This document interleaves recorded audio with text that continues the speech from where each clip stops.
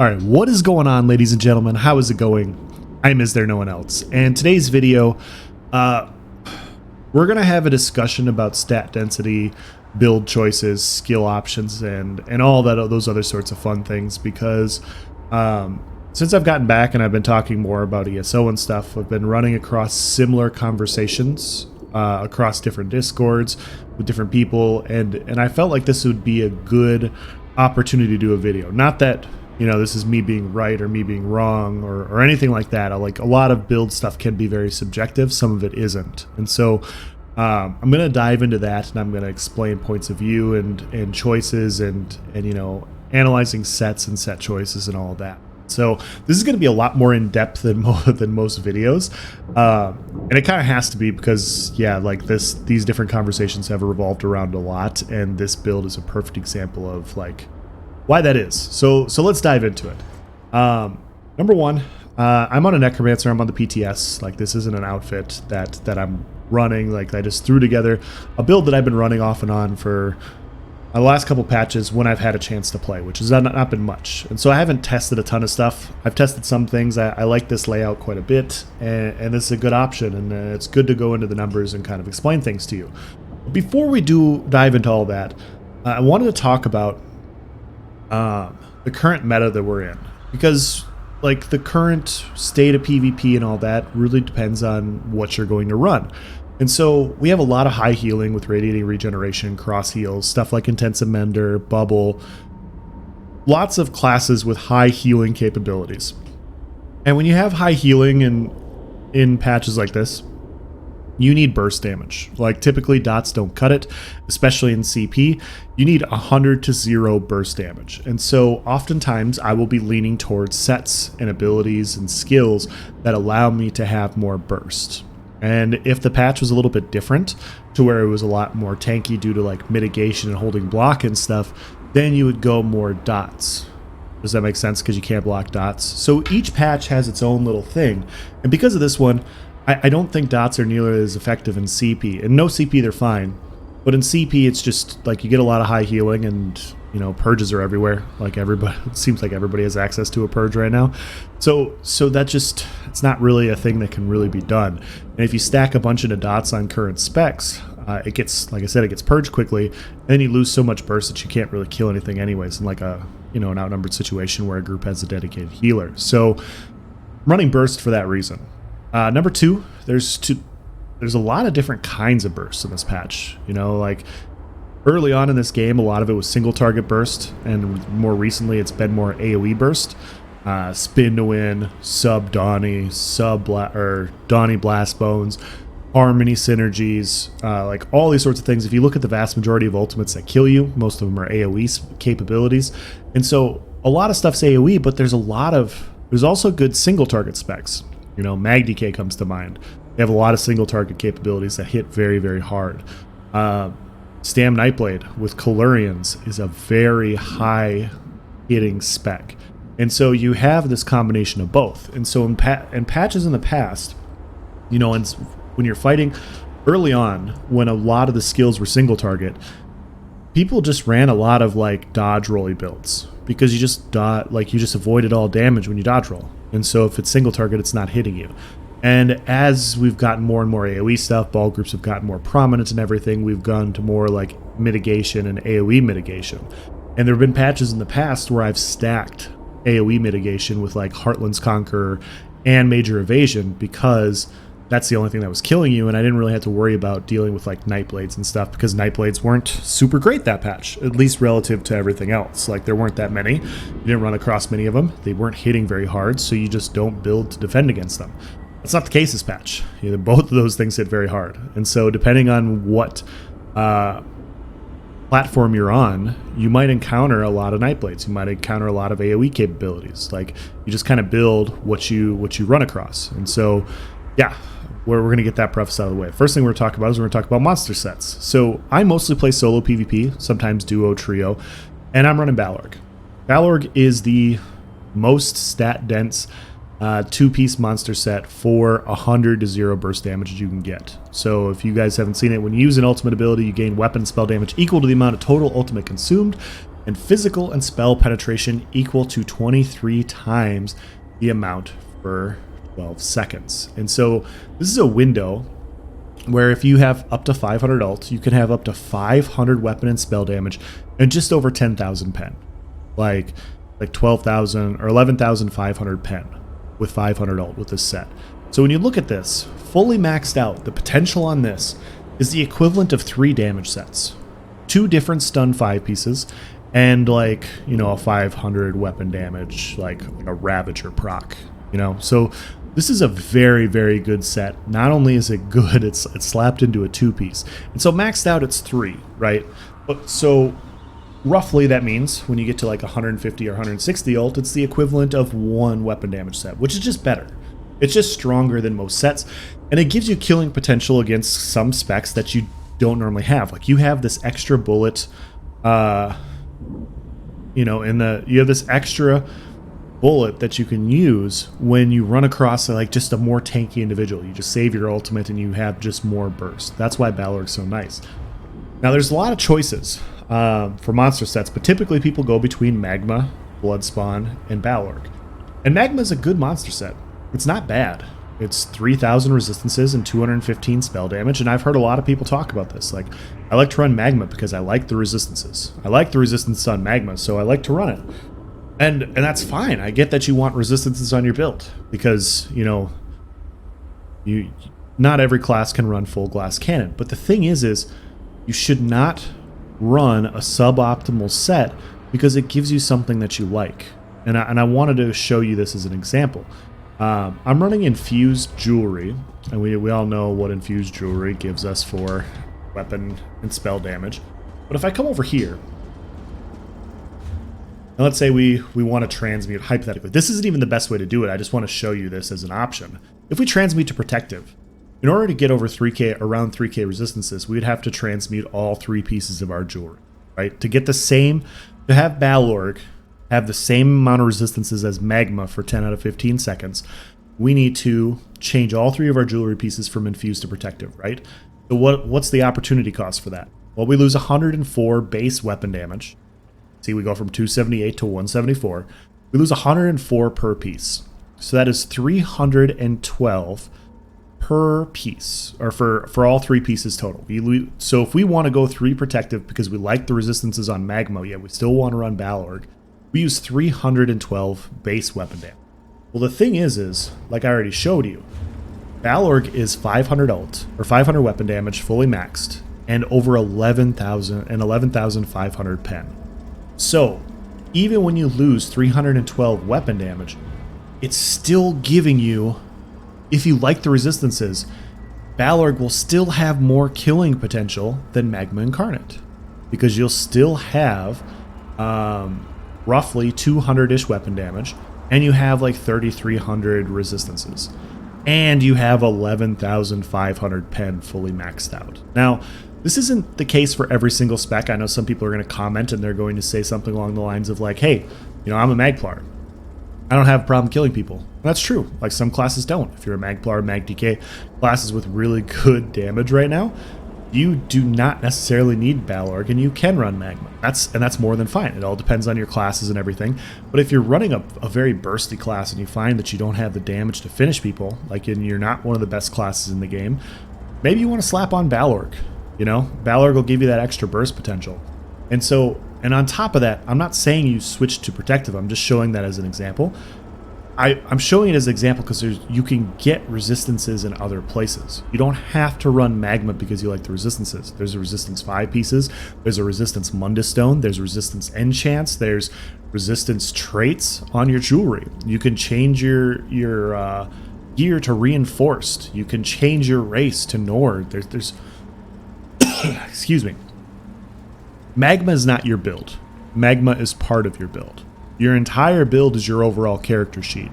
You can get all these different things that you like from different sources. You don't have to run something that's not as good for your spec because you like one thing on it, although it's not as good. That's what I'm trying to say here. So for solo, on a lot of specs, Balorg will be quite a bit better. In a group, obviously Magma's great. We're not talking about group, we're talking about solo. And so that's why Balorg is up par. The next thing. talk about our back bar set. We can talk about Clever Alchemist. I got Clever Alchemist on the back bar because I've been playing on PCNA. You guys are going to ask, why Clever? What are my other options? Well, you can run Rallying Cry, and you can run Essence Thief. I don't have either of those on PCNA, so I crafted Clever Alchemist. But they're both good options. They're both very, very good options. This one's a good option too. You get 675 weapon spell damage for 20 seconds. Boosts your healing, boosts your overall burst potential. It's very, very nice. Rallying Cry gives you 300 weapon damage with basically close to 100% uptime. And you get crit resist, which is nice for dealing with nightblades. Really nice. I don't have it. Essence Thief gives you recovery. Gives you, on this specific spec, it gives you very similar damage to Clever Alchemist. I was looking at like tooltips and comparing the numbers and everything. It's very similar damage to Clever Alchemist. Higher uptime if you can pick up the pool, but less healing. And so I would probably run Essence Thief or Rallying Cry over Alch, but I don't have either one. And Alchemist is not a bad choice. It gives me very high burst potential. So yeah, those are the options in the back bar. And then we look at our front bar. I'm wearing a 5-piece body set. And you're going to look at this, and this is why I wanted to have this conversation, because this happens a lot as we go into new patches, and this is going to happen in next patch as well. Anytime they come out with a new Mythic, everybody automatically assumes that the new Mythic is the best Mythic. Gotta have it. Gotta have this Mythic. This Mythic's amazing. And I'm talking about Markin. Markin is a good Mythic. It is a solid Mythic. It is not a great Mythic. A great Mythic was Malakath when it first came out, when you had 25% damage boost that also buffed your procs when procs were very, very strong. Like, that was a great Mythic that had to be slotted. Markin doesn't have to be. And so I wanted to show that to you guys, and I'll show you what Markin gives. But Markin right here is you gain 100 weapon and 100 weapon and spell damage and 1157 armor for every set you are wearing of at least 3 or more pieces of. Whether the most optimal way to do this, guys, is to run 2 5-piece sets. If you start fitting 3-piece sets, you're missing out on monster sets. It's not as good. And so what you're going to get when you run Markin, typically on a better build, is 200 weapon damage, weapon and spell damage, and 2300 armor.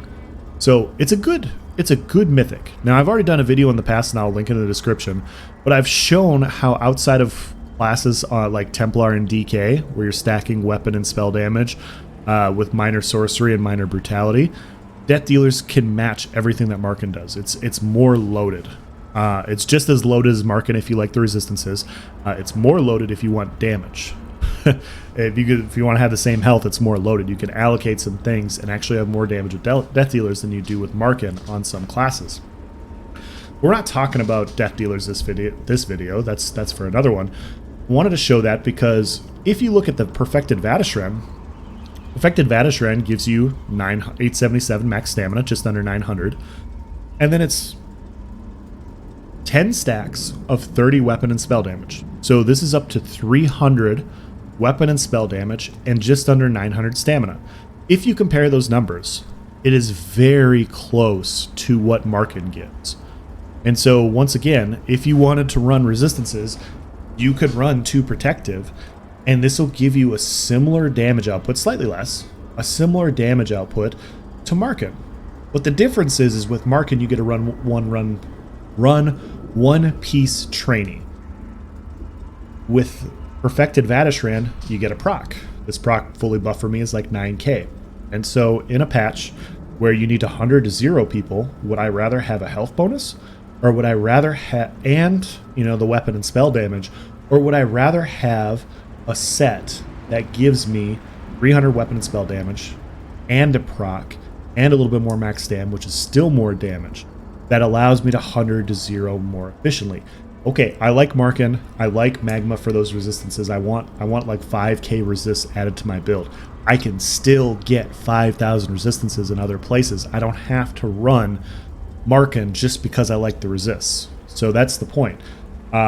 So that's why I'm running Vateshran. And like I said, it happens all the time. Markin's just the latest culprit. It's a good Mythic, but it can be switched out on a lot of specs. Once again, if you're a Magplar, like, yeah, run Markin. But if you're a stamina class and you want to fit Vateshran because you like a 5-piece body set, you can run Vateshran, and it is similar. And the proc is still, it's not OP anymore, but it's still nice. Like, it still hits for like 2 to 4k, which on a burst combination is still nice to have. So yeah, don't sleep on the weapons. You know, there's some weapons that are still very good. Asylum bow, still good. BRP dual wield is still good. Masters, frost, lightning, fire, all still good weapons that could replace Markin if you need to. Not that you should necessarily, but you can replace them and you can get similar or more. And so, yeah, it's just how you interchange things. And so in this current patch, I would rather run Batishran over Markin for that reason. So, yeah. So now what does that leave? That leaves a body set. And this is going to give some people some... They're going to wonder why it's this one. But if you look at a set like Trial by Fire is the resistance one. Trial by Fire works on a status effect. And normally when you're outnumbered 1vx, you have status effects on you. It's a great set. You get a lot of armor without this 20% cost increase. But you don't have it all the time. And so if somebody, you know, is running a Mag TK heavy attack gank spec, you get nuked, you know, by Kalurian's gankers or whatever, sometimes you don't have that armor for part of the combination, and it doesn't proc, and therefore you take a lot more initial damage, you get to lower health faster, it's a lot easier for them to finish you off. Same thing with Pariah. Pariah, you get scaling resistances as you get to lower health. Everybody knows when you get to lower health, Pariah is like uber tank, and like you're like super tanky, especially with Vampire Stage 3. Pariah has been the go-to tank set for years now. I would contend that Ethereal's Ascension is better than Pariah. And the reason that is because this is almost as much armor as Pariah at low health. And for having it all the time, instead of having it for like the last 30 to 40% and below, you have it from 100% all the way down. So the full combo has these resistances on it. And it's very, very tanky. You don't have to dodge as much. You could eat a lot of incoming damage with this, and you can build it in a certain way to where you don't have to worry about the 20% cost increase in a lot of ways. On sword and board builds, I've been running sturdy. You know, 5-6 sturdy pieces get the cost to block, even with this 20% increase, down below the block cost of a build without any sturdy on it. And you also have in your CP tree. If you go into your CP tree, you have survival instincts. You know, survival instincts is a passive here. When you have a status effect, your core combat skills are reduced by 25%. And so this also reduces that. And so you have all these different ways of reducing it. And oftentimes I just don't dodge roll much on this specific build. I block, I sprint, and I break free. And because I have so much resist and I'm blocking a lot, I can run sturdy, and I can build my tankiness that way. Now, you're going to look at this and you're going to go, you know, Else, why are you building this way? Well, on Xbox, there's a lot of Kalurian's nightblades on Xbox. A lot of in-cap Kalurian's gankers. And evasion doesn't work against single target builds. Obviously, there's a lot of AoE builds as well, but there's a lot of single target gankers XV1ing people down, and that's fine. I haven't encountered that as much on PCNA. There's a few, but it's not to the same effect. And so if you're in a meta to where, or a Cyrodiil or a campaign or whatever, where you're not encountering what I'm encountering, then you don't build the way I build. Like, that just doesn't make any sense, right? So that's what I've experienced. And so I want a defensive set that allows me to protect against everything. And so that's why I build just a pure armor set. Now, obviously, Trickery, once again, Trickery is a great set. I've been running Trickery for years. But the problem with Trickery is you have to do damage to somebody in order to start getting procs. Well, if I'm going from keep to keep, and a ganker comes out of stealth and does damage to me, I'm not going to do damage to them for the full combo, so it's like I'm not even wearing a defensive set against them. Not unless they gank me while I'm fighting other people and I have the trickery buffs rolling. So this is just there. It's there all the time. 20% cost increase, you guys can go look on the editor and you compare the cost to block, break free, dodge roll, and see the 20% increase. I've already looked at it on the editor. I don't notice a huge difference. I don't think it's a big deal at all. And the big brain play is you run this set until you get permanent burning, the permanent burning status effect, not the chlamydia. once you get the permanent burning status effect, it will proc Way of Fire. So when you die and respawn, you put, sorry, not Way of Fire, Trial by Fire on the resistance set. You put that on, and then you have the resistances without the 20% cost increase. That's the big brain play. So unless the developers fix that bug, that's how you go about doing this. So then you have your 100% uptime on your resistances. So yeah. So basically my point is instead of running Markin and getting the 3k resists, of running Magma and getting the 3k resists and running Markin and getting 2k resists for 5k total, I can run this 5-piece, and then I can have more armor, and then I can run Balorg over Magma, and I have the damage equivalent of, like we talked about, 3 damage sets at max. Like, this is the equivalent of 3 damage sets. And then Vadishran is very similar to Markin. So all of a sudden you're looking at a build that, okay, you liked 5k resistances, you should freaking love 10k resistances. You liked 5, you should love 10. You liked your damage, you liked your weapon damage, you're really going to love your weapon damage with fully stacked Vadishran and Balorg and Clever Alchemist. And so all of a sudden you're looking at all these things that it just starts, it's these little edges, right, between these options, and things start to add up. And that's where you start getting your differences. And then when we go into skills, and this is the last one that I wanted to talk about, but we're looking at my back bar skills. Sorry, I've been dealing with a cold. It is not coronavirus. My kid's infected with me with something else. Maybe it's monkeypox. I don't know. Just kidding. I know it's not monkey. There's some skills on the back bar that are replaced. We're gonna get back into the game, into the discussion here. Resolving Vigor can't come off your bar. It just can't. Summoner's Armor stays. Tense Mender stays. Your 2 flexes are Race Against Time and Pierce Armor. Now, once again, why am I running Race Against Time? I could run Shuffle. I could run Evade, or Elude, sorry, the one that gives you Major Expedition but no snare removal. And you could run Elude with Rally. Well, it's give and take, right? You have choices. And so Stamina Necromancer doesn't have many Magicka dumps, and I can actually sustain Race Against Time for severely outnumbered fights really easily, even with Intensive Mender. And with the Mortal Coil buff coming next patch, it'll be really easy to sustain Race Against Time. But when you compare it to like Shuffle, let's compare it to Shuffle first. Major Evasion's great. Snare removal is great on Shuffle. But the problem is you don't have Major Expedition. And I've found sometimes when you're running a Sword and Board and 2H Stam Crow, you have an issue where you get locked into like an Ash Cloud or like where somebody throws down Caltrops and you're trying to get around this corner and they throw Caltrops. Sometimes you'll cast Shuffle and you're trying to get through that.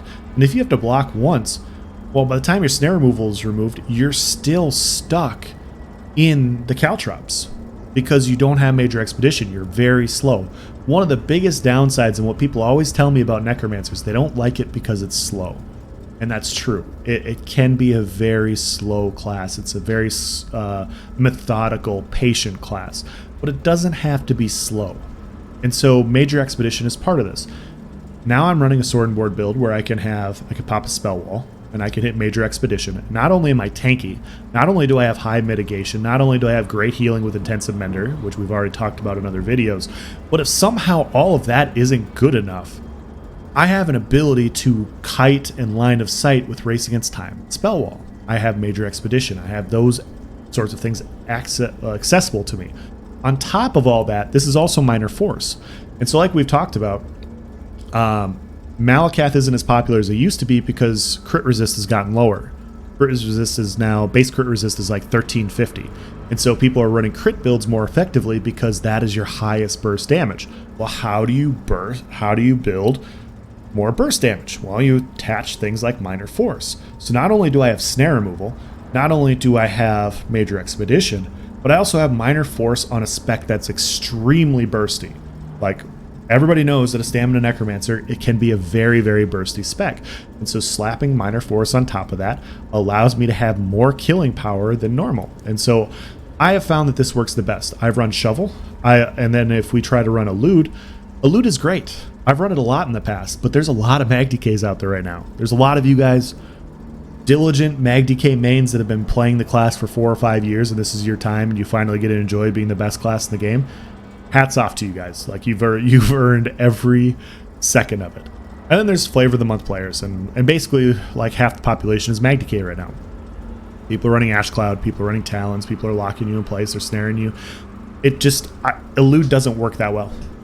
Like you end up having to dodge roll so much, and when you're dodge rolling so much, you're wasting resources, and you have all that perfectly good magicka right there on a stamina necromancer not being used because you don't have many magicka dumps. So why not slap it into Major Expedition? That's why I chose it. I'm not saying I'm right. I'm not saying you're right or anything like that. It's just that's my reasoned opinion with what I'm fighting in the patch that I'm fighting right now, and why I chose what I chose. We have Pierce Armor. Pierce Armor is fantastic. Like, you look at it, it's about 9,000 pen. This is the equivalent of like 2 damage sets. And so I've had some people talk to me and they're like, yeah, why you should fit elude on your back bar. Like, I run full damage sets and I run evasion or on my necromancer, and I hit really hard. It's true. It's true, they do hit very hard. But the thing is if you're replacing Pierce Armor for elude, you have to think about this as a, you know, we have to compare it, right? This is comparable. It's 9,000 pen. This is basically the equivalent of like stun and just under Twice Fang Serpent 5 pieces. This is almost 2 damage sets in a skill. Whereas evasion is obviously a defensive set. And it is. It's a defensive 5 piece versus almost 2 offensive 5 pieces. And so I prefer to opt for the defensive 5 piece with a skill like this that gives me more penetration, that gives me more killing power than most damage sets in the game.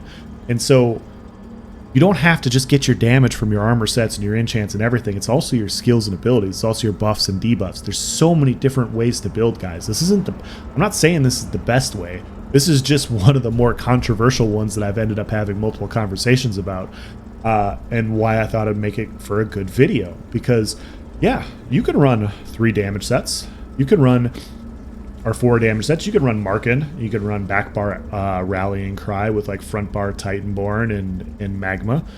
You're still building in resistances.